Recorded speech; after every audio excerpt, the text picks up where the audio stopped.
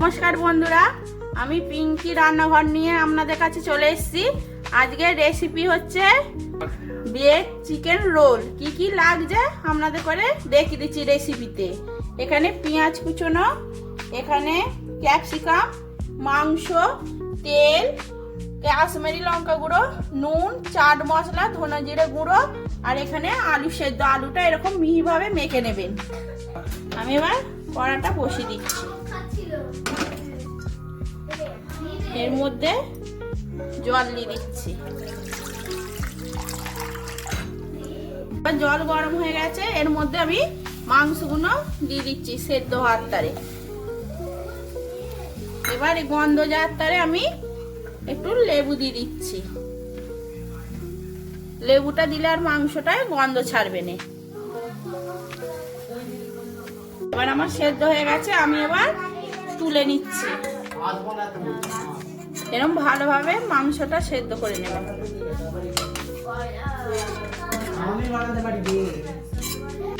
মাংসটা সেদ্ধ হয়ে গেছে, এরকম ভাবে মাংসটা ছাড়িয়ে নিয়েছি। মাংসটা আলুতে দিয়ে দিলাম। এবার পেঁয়াজগুলো এর মধ্যে দিয়ে দিচ্ছি, ক্যাপসিকামগুলো দিয়ে দিচ্ছি। এবার তেলটাও দিয়ে দিলাম। চাট মশলা, ধনে জিরে গুঁড়ো, নুন, কাশ্মীরি গুঁড়ো এর মধ্যে দিয়ে দিলাম। দিয়ে এবার আমি ভালোভাবে এটা হাতের সাহায্যে চেপে চেপে মেখে নেব।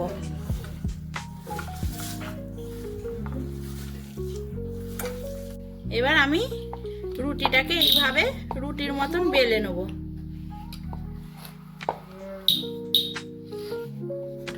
এবার বেলে নিয়েছি। এবার এরকম, এবার রুটি বেলা হয়ে গেছে। এবার এরকম ভাবে দিয়ে দিচ্ছি মশলাটা, দিয়ে এইভাবে মুড়ে নেবেন আপনারা।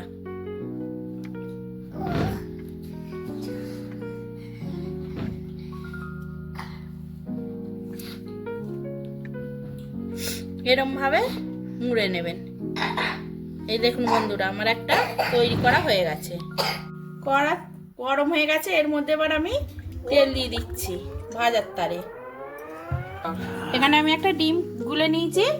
এবার এই ডিমে দিয়ে কোট করে নেব।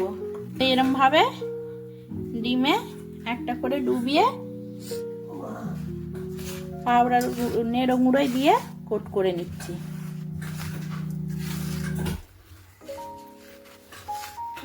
এইভাবে কোট করে নেবেন। তেল গরম হয়ে গেছে, এবার আমি একে একে ছেড়ে দিচ্ছি।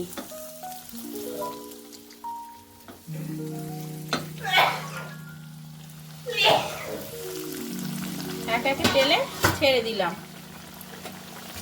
খুব জোর দেবে না, লো জোরে এটাও আস্তে আস্তে ভাজতে হবে, নাহলে পুড়ে উঠবে।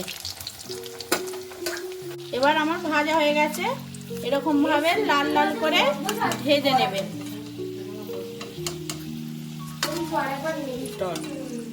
এবার আমি তুলে নিচ্ছি। দেখুন বন্ধুরা, কি সুন্দর হয়েছে দেখুন। আর ব্রেড চিকেন রোল রেডি হয়ে গেছে।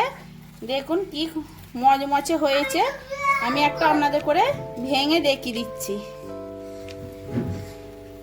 এই দেখুন ভেতরটা, খুব মজাদার খেতে হয় এটা।